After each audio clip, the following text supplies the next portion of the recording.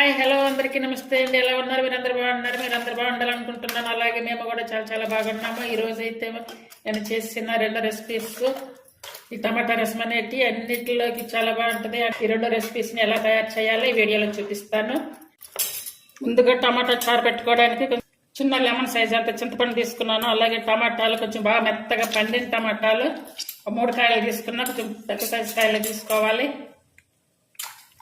ఇవన్నీ కూడా బాగా మెత్తగా కలపాలి. మెత్తగా కలిపి రసం తీసుకోవాలి.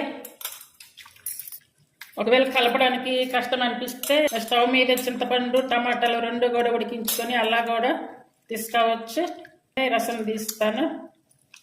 ఇలా కలిపినటువంటిదంతా కూడా ఒక గిన్నెలోకి సపరేట్గా తీసుకోవాలి. పాత్ర వేడయ్యాక 1 టేబుల్ స్పూన్ ఆయిల్ వేసుకోవాలి.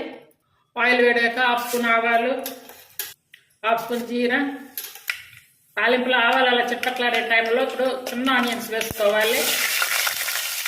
ఈ ఆనియన్స్ అనేది ఆప్షన్ అండి. ఒకవేళ ఉంటే వేసుకోవచ్చు, లేదనుకుంటే మామూలు ఆనియన్స్ కూడా వేసుకోవచ్చు.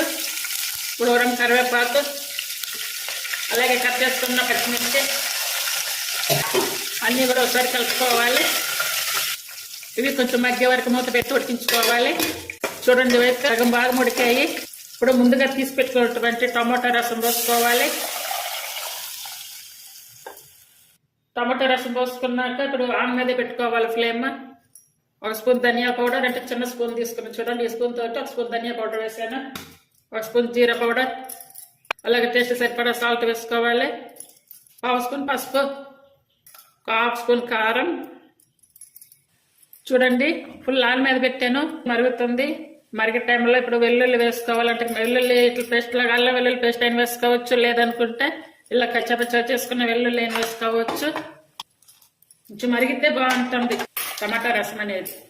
ఇప్పుడు మూత పెట్టుకొని మరిగించుకోవాలి. ఈ టైంలో కొంచెం కొత్తిమీర వేసుకోవాలి. అలాగే 1/2 స్పూను చూడండి, 1/2 స్పూన్ పెప్పర్ పౌడర్ వేసుకోవాలి. కొత్తిమీర కూడా ఆరోగ్యానికి చాలా మంచిది. రసం అయితే రెడీ అవ్వచ్చింది కాబట్టి ఇప్పుడు సిమ్ మీద పెట్టుకోవాలి. టమాటా చారు ఈ రసం అన్ని విధాలుగా వాడుకోవచ్చు. ఎంతో టేస్టీగా ఉండే అలాగే టమాటా రసంని ఒకసారి ట్రై చేయండి. చాలా టేస్ట్గా ఉంటాయండి రసం. ఒక్కొక్క టైప్లో పెట్టుకుంటారు కాబట్టి చెప్తున్నాను. ఈరోజు నేను వంకాయ ఆలు ఫ్రై చేసాను. చాలా టేస్ట్గా ఉంటుంది. చాలా తక్కువ టైంలో చాలా ఈజీగా చేసుకునే ఫ్రై ఇది. ఎలా తయారు చేయాలో ఈ వీడియోలో చూపిస్తాను. ముందుగా ఒక మిక్సీ జార్ తీసుకొని ఇందులో పచ్చిమిర్చి వేసుకోవాలి. అలాగే ఈ 2 ఉల్లిపాయలు తీసుకొని ఇలా 4 ముక్కలుగా కట్ చేసుకోవాలి. చిన్న చిన్నగా కూడా కట్ చేసుకోవచ్చు. ఇప్పుడు వెల్లుల్లి, పెద్ద వెల్లుల్లి నేను 2 తీసుకున్నా. చిన్న చేతితో ఒక 5-6 వెల్లుల్లి తీసుకోవాలి. ఈ పెద్ద వెల్లుల్లి ఇవి కూడా కట్ చేస్తున్నాను. ఇప్పుడు వీటిని కొంచెం సాల్ట్ వేసి మిక్సీ పట్టుకోవాలి. చూసారు కదా, ఇలా పట్టుకోవాలి. ఇప్పుడు ఒక పాత్ర కానీ ఏదైనా బౌల్ కానీ తీసుకొని అందులో సాల్ట్ వేసి వాటర్ పోసుకోవాలి. అలాగే ఈ ఆలు కూడా పైన పీలు తొలగించుకోవాలి. ఇప్పుడు ఆలు అంతా పీలు తొలగించుకొని వాటర్లో వేసుకున్నాను, సాల్ట్ వాటర్లో. అలాగే ఇప్పుడు ఈ వంకాయలు కూడా తీసుకొని ఇందులో కట్ చేసి వేసుకోవాలి. ఇది చూడండి ఇలా వచ్చిందా. వంకాయలన్నీ కూడా ఇలా కట్ చేసి వేసుకోవాలి వాటర్లో. వంకాయలు ఆలు కట్ చేసుకున్నాము. అలాగే ఆనియన్ పేస్ట్ కూడా రెడీ అయ్యింది. ఇప్పుడు స్టవ్ వెలిగించి కడాయి పెట్టుకొని ఇందులో 2 టేబుల్ స్పూన్లు ఆయిల్ వేసుకున్నాను. అంటే మనకి ఫ్రైకి ఎంత పడుతుందో అంత వేసుకోవాలి. ఆయిల్ వేడయ్యాక 1/2 స్పూన్ జీరా వేడయ్యాక ఇప్పుడు 2 కరివేపాకు వేసుకోవాలి. అలాగే ముందుగా మిక్సీ పట్టుకున్నటువంటి ఈ ఆనియన్ పేస్ట్ వేసుకోవాలి. ఇప్పుడు ఈ ఆనియన్ పేస్ట్ అనేది ఆయిల్లో కొంచెం మంచిగా ఫ్రై అవ్వాలి. ఇలా ఉడికించుకునే టైంలో కట్ చేసుకున్న ఆలు వేసుకోవాలి. అంటే ఇప్పుడు ఆనియన్ పేస్ట్ పచ్చిమిర్చి అన్ని మిక్సీ పట్టి వేసాము, అవన్నీ పచ్చిగా ఉన్నాయి కదా.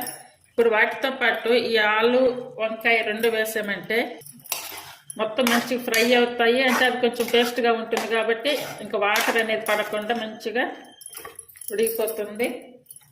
ఇప్పుడు 1/2 స్పూన్ పసుపు వేసుకోవాలి. మిడిల్ సిమ్ మీద పెట్టుకుంటూ మధ్యలో కలుపుకుంటూ ఇలా ఫ్రై చేసుకోవాలి. దగ్గర ఉండి మధ్యలో కలుపుకుంటూ ఉంటే మాడకుండా చాలా బాగా వస్తుంది ఫ్రై. ఇప్పుడు లాస్ట్గా కట్ చేసుకున్నటువంటి కరివేపాకు వేసుకోవాలి. చాలా సింపుల్గా చాలా తక్కువ టైంలో అయిపోయింది ఇది. స్టవ్ ఆపేసుకోవాలి. చాలా తొందరగా కూడా అయిపోయింది. అందరూ తప్పనిసరిగా ట్రై చేయండి. Thank you for watching.